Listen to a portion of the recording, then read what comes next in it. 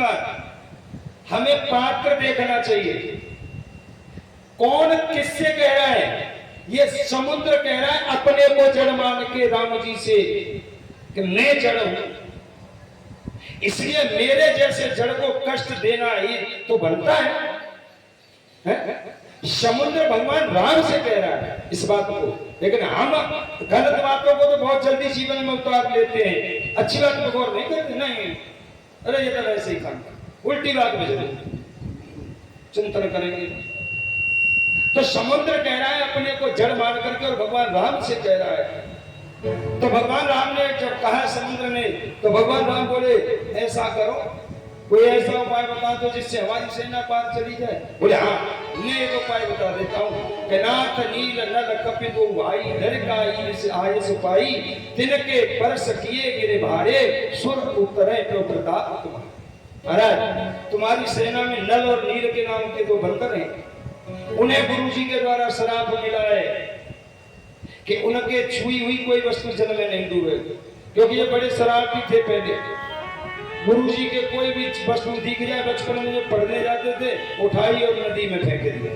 अब गुरु जी बड़े परेशान, तो उन्होंने श्राप दे दी। और बाकी मैं अपनी तरफ से प्रभु आपकी पूरी सहाय करूंगा, जितनी मुझ पर बनेगी मैं भी सहायता करूंगा इस कार्य में। भगवान बोले ये बात ठीक है, क्योंकि भगवान समुद्र ने कहा था महाराज अगर मैं सूख जाऊं इसमें मेरी कोई हानि नहीं है, पर मर्यादा टूट जाए। आप, मैं जानता हूं सामर्थ्यवान हो, मुझे सुखा दोगे, मैं सूख भी जाऊंगा, लेकिन मैं इसमें आपकी ही महिमा घटेगी हमारी में।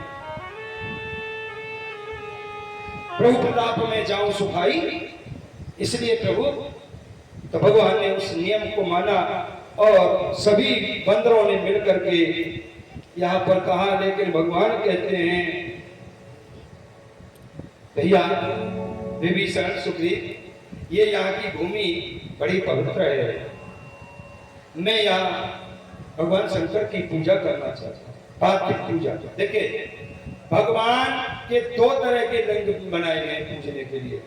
एक तो ये जो पत्थर के लिंग है, ये प्राण प्रतिष्ठा होकर के विराजमान हो गए एक बार में, लेकिन एक पार्थिव पूजा होती है, उसमें पार्थिव पूजा में देवी शिव जी बनाए जाते हैं पिंडी, और डेली उसका विसर्जन होता है, उसको पार्थिव पूजा कहते हैं। कभी आप नहीं देखा हो, शायद देखी वो पार्थिव पूजा। अभी अभी कुछ समय पिछली साल की बातें यहाँ हुई थी चौमा पर पार्थिव पूजा। ये भी भागवत की तरह ही 7 दिन अनुष्ठान चलता है इसका, उसे पार्थिव पूजा कहते हैं। डेली मिट्टी का शिवलिंग बनाया जाता है और डेली फिर उसका विसर्जन होता है, उसकी पूजा होती है, ये पार्थिव पूजा इसे कहते हैं। तो भगवान राम ने भी वही की, और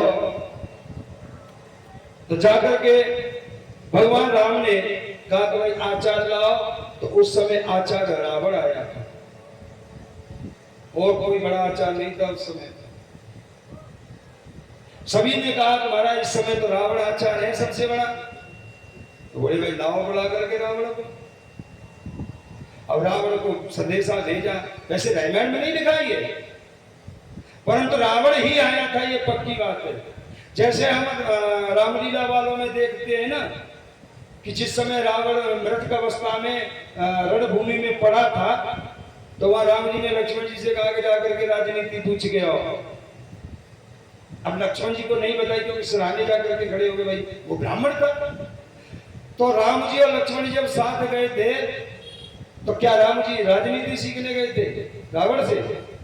नहीं, क्यों कि राम जी जाके श्वास सहज सुतचारी, अरे जिसकी सांसों से ही वेद प्रकट हुए, वो राजनीति सीखने थोड़ी जाएगा किसी के सामने? नहीं। लेकिन इसका कारण यही था कि जहां भगवान ने शिवलिंग की पूजा की थी, वहां रावण आचार्य बनकर के आया था। अब रावण को जैसे ही पता भेजा गया कि भाई तुम्हें राम जी ने बुलाया है और वो पार्थिव पूजा कर रहे हैं, आपको उसमें आचार्य पद पर आना है।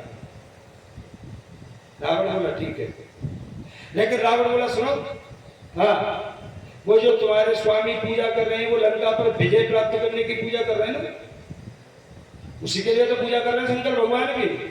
हाँ अच्छा अच्छा अच्छा, तो उन्होंने और कुछ कहा है? बोले नहीं, हमसे तो इतना ही कहा है कि हमसे कह दो जाकर के